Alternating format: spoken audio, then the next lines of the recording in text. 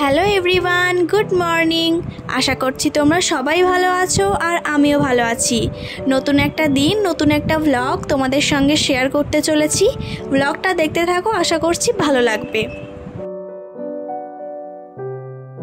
যা প্রচণ্ড গরম পড়েছে, তো গাছগুলোর গোড়া তো প্রত্যেক দিন শুকিয়ে যাচ্ছে আর প্রত্যেক দিন এদেরকে আমায় জল দিতে হয়। তবে জলটা আমি সকালে ভোরবেলায় দেওয়ারই চেষ্টা করি, কারণ সারাদিন রোদ পড়ার পর এর মাটি গোড়ার মাটিগুলো ভীষণ রকমভাবে গরম হয়ে থাকে আর তখন জল দেওয়া একদমই উচিত নয়। আজকে বাড়িতে হবে আম তেল। তো তার জন্যই মা এখানে বেশ কিছু কাঁচা আম, এগুলো হিমসাগর আম, এগুলো ভালো করে কেটে নিচ্ছে। আর আজকে আমাদের বাড়ির সমস্ত জিনিস রৌদ্রে দেওয়া হচ্ছে। এখানে কিছু শুকনো কুল আর একটু মশলা জিরে আছে, গোটা জিরে। তো এটাই আমি নিয়ে চলে যাচ্ছি এখন ছাদে। এটা রৌদ্রে দেওয়া হবে যাতে এটা আরও বেশি কিছুদিন এটা আমরা স্টোর করতে পারি। আর দেখতেই পাচ্ছ ছাদে আরও কত জিনিস রৌদ্র দেওয়া আছে। রৌদ্রের যা ভীষণ তাপ, তা এখন এইগুলো রৌদ্রে দেওয়া একদমই ডিসিশন। তো এগুলো আমরা সমস্ত কিছু রৌদ্রে দিয়ে দিচ্ছি। যা যা ছিল আমাদের ঘরে এক্সট্রা মশলাপাতি, মা বড়ি তৈরি করেছিল, সেই বড়ি এক্সেট্রা এক্সেট্রা অনেক কিছু রৌদ্রে দেওয়া ছিল। আর এই তো তারপরে যে আম তেলটা হবে তার জন্য মা এখানে আমগুলো কেটে নিয়েছে আর এখন মাখাচ্ছে এতে লবণ আর হলুদ। এইটা মাখিয়ে মা বেশ খানিকক্ষণ 2 দিন মতন রৌদ্রে এটা শুকাতে হবে। এখানে কিন্তু একদমই মা জল অ্যাড করেনি, আমটা কিনে তারপরে ধুয়ে তারপর শুকনো করে মা এটা কেটেছিল।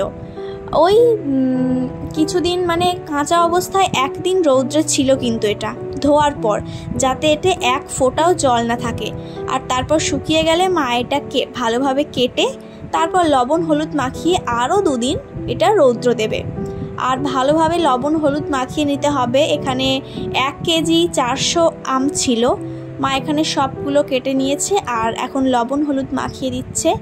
তারপরের প্রসেসে কি হয়েছিল আমি সেটা তোমাদের নেক্সট ব্লগে শেয়ার করব, কারণ আজকেই মা এগুলো কেটে রৌদ্রে দিল। তো কাল এটা আর একবার রৌদ্রে দিয়ে তারপর এটা তেলের মধ্যে দেওয়া হবে। তো কালকে তোমাদের কাছে যে ব্লগটা যাবে সেই ব্লগটায় সমস্ত আর যা যা হয়েছে সেগুলো থাকবে।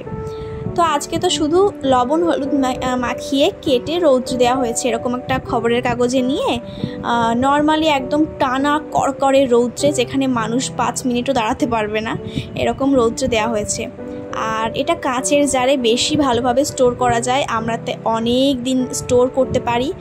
বিগত 2 বছর ধরে এই আম তেলটা আমাদের বাড়ি হচ্ছে না, বিশেষ কোনো কারণের জন্য, সেটা সময়ের অভাবে হোক বা অন্য কোনো কারণের জন্য হচ্ছিল না। বাট এই বছর অ্যাট লাস্ট এটা হচ্ছে। আর এটা কিন্তু গরম ভাতে, আলু সিদ্ধ বা ডালের পাতে ভীষণ ভালো লাগে খেতে। তোমরা অবশ্যই জানিও তোমাদের কার কার বাড়িতে এরকম আম তেল হয়। আর তারপরে এখানে আমি চলে আসলাম বেশ কিছু মাছ ভাজতে, কারণ আজকে হবে সর্ষে বাটা দিয়ে, এটা বাটা মাছ ছিল হয়তো, আই গেস বাটা মাছের ঝাল। তো আমি এখানে লবণ হলুদ মাখিয়ে নিচ্ছি ভালো মতন করে, আর তারপরে আমি এটা বেশ সুন্দর মতনভাবে ভেজে নেব। আর ভাজতে গিয়ে যে কি কেলেঙ্কারিটা না হয়েছিল সে তো তোমরা ব্লগে একটু পরে দেখতেই পাবে। তো আমি এখানে তেল দিয়ে দিয়েছি আর এক এক করে এখন মাছগুলো তেলের মধ্যে দেব। প্রথম কি হতো জানো তো, আমি তেলের মধ্যে মাছ দিলে মাছগুলো, যে মাছই দিই না কেন সে ছোট হোক বড় হোক, মাছগুলো বেশিরভাগই ভেঙে যেত। তো আমি জানতাম না কড়া একদম গরম করে তেলটা পুরোপুরিভাবে একদম তাঁতানো গরম করে তারপরে মাছগুলো ভাজা করতে হয়।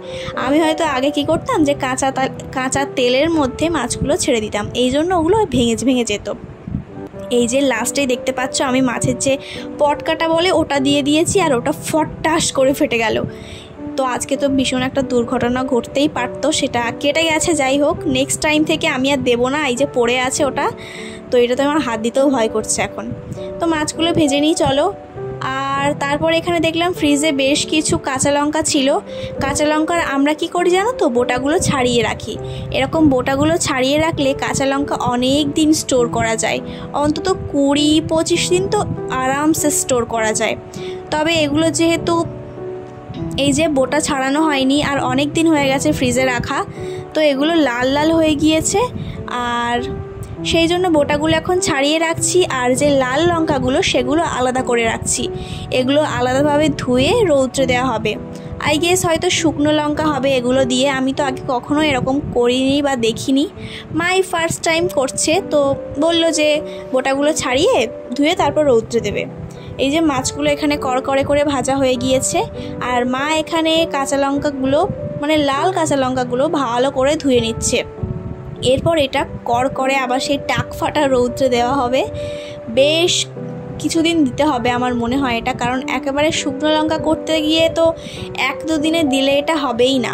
তো বেশ কিছুদিন দিতে হবে। আমি এখানে তাড়াতাড়ি করে এগুলো যা করে ছড়িয়ে দিয়ে ঘরে যেতে পারলেই বাঁচি। এখানে তেলের প্যাকেট দুটো নিয়ে নিচ্ছি আমি, কারণ এখন আমাকে তেলগুলো তাদের বোতলে ঢালতে হবে। তো এইটা ছিল কাঁচের একটা বোতল, জানো তো, এতে একটা মানে সস ছিল, হ্যাঁ সসই ছিল হয়তো। তো সসের বোতলে আমি ভাবলাম ফালতু একেবারে ফালতু বসিয়ে না রেখে এতে তেল ঢালা যাক। সরি, এটা ছিল মাস্টার্ড অয়েল। তো আমি মাস্টার্ড অয়েলটা এখানে কাঁচের জারেই ঢেলে নিচ্ছি, কাঁচের বোতলে ঢালছি। আর যে রিফাইন্ড অয়েল সেটা আমি নর্মাল একটা বোতলেই ঢেলে নেব। তো দেখি এরকম আরেকটা কাঁচের বোতল আমি জোগাড় করতে পারি কি না, তাহলে তেলগুলো মনে হয় ভালো থাকবে। আর কাঁচের বোতলে জিনিসপত্র রাখলে আমি শুনেছি অনেক দিন ভালো থাকে। তো আমি এখানে বড় বোতলের সঙ্গে সঙ্গে কিছুটা ছোট বোতলেও ঢেলে নিচ্ছি, এগুলো নর্মাল ইউজের জন্য। তো এর থেকে ছোট বোতলে শেষ হলে আমি আবার বড় বোতল থেকে ছোট বোতলে আবার স্টোর করে নেব। নাহলে বড় বোতল থেকে ঢাললে কী হবে জানো তো, একসঙ্গে অনেকটা তেল নেওয়া হয়ে যায়। আর এরকমভাবে রেখে দিলাম, কারণ যেটুকু ফোঁটা আছে তেল প্যাকেটের মধ্যে সেটুকুও বোতলের মধ্যে চলে আসবে, মানে প্যাকেটে আর কিছুই থাকবে না অবশিষ্ট। তো তেলের যা দাম, তো এক ফোঁটাও তো আমি এখানে ওয়েস্ট হতে দেব না, বুঝতেই পারছো। আর আজকে রান্না হয়েছিল এখানে শাক, অনেক কিছু দিয়ে একটা শুক্তো, আর এখানে হয়েছিল সেই মাছের সর্ষে বাটা দিয়ে ঝাল। তো এটা তো খেতে ভীষণ টেস্টি হয়েছিল, আর বিশেষ করে শুক্তোটা, আমি তো শুক্তো খেতে ভীষণ ভালোবাসি। মা দেখলাম বিকালবেলায় এখানে বেশ কিছু তেঁতুল নিয়ে বসেছে। তেঁতুলের বীজগুলো নাকি ছাড়িয়ে এরকমভাবে রাখলে অনেক দিন পর্যন্ত এটা স্টোর করা যায়। আর না হলে তেঁতুলের বীজগুলো আগে পচন ধরতে শুরু করে, আর তারপরে আস্তে আস্তে তেঁতুলগুলো সব নষ্ট হয়ে যায়। তো সেই কারণেই মা এখানে তেঁতুলের বীজগুলো ছাড়িয়ে রাখছে। আর এনাকে দেখো, এইখানটায় আমি রৌদ্রে দিয়েছিলাম কিছু কুমড়ো আর কিছু উচ্ছের বীজ, সেখান থেকেই 2-3টে পড়েছিল, আর ও সেটাই খেতে এসেছে। তো দেখো কিভাবে বসে বসে খাচ্ছে, অবস্থা দেখো। বারবার তাড়িয়ে দেওয়া সত্ত্বেও ও এসে এখানে খাচ্ছিল। তো আমরা সেখানে বারণ করিনি, বীজগুলো তুলে রেখে ওখানে 2-3টে রেখে দিয়েছিলাম, ও সেগুলোই খাচ্ছে। রাত্রে হয়েছিল আমাদের আবার এগেইন আলুর পরোটা, আর এখানে মটর ডাল ছিল। আজকেও আলুর পরোটাটা কিন্তু বেশ ভালো হয়েছিল। রেসিপিটা আমি তোমাদের কালকে শেয়ার করে দিয়েছি কালকের ব্লগে, যারা যারা দেখোনি আবার গিয়ে দেখে নাও। তো মা এখানে আমাকে আলুর পরোটা যতই খাওয়াক না কেন একটু তো ভাত খেতেই হবে, সেই জন্য মা আমার এখানে ভাত খাইয়ে দিচ্ছিল। আর আমি এখানে ক্লিপের বেশি কাট করিনি, কারণ আমি চাই না যে এই ক্লিপগুলো আমার ওয়েস্ট হয়ে যাক, কারণ এই মুহূর্তগুলো আর ফিরবে না। তো যাই হোক, আর মা খাইয়ে দিচ্ছে অনেক দিন পর, তো আমি তো ভীষণভাবে এনজয় করছিলাম। আর এখানে আমি এমনভাবে কেন তাকাচ্ছি আমি নিজেই জানি না। মায়ের দিকে হয়তো কিছু বলেছিল, ওই কারণে আমি মায়ের দিকে ওরকমভাবে তাকাচ্ছিলাম। আমি যে এতটা বেহুদাভাবে খাই সিরিয়াসলি আমি আগে জানতাম না। ওকে, সো চলো আজকের ব্লগটা এই পর্যন্তই। তোমাদের সঙ্গে দেখা হবে আবার আমার নেক্সট ব্লগে। ততক্ষণের জন্য টাটা, সবাই ভালো থেকো, সুস্থ থেকো। আশা করছি তোমাদের ব্লগটা ভালো লাগলো, আর ভালো লাগলে একটা লাইক করে দিও। বাই।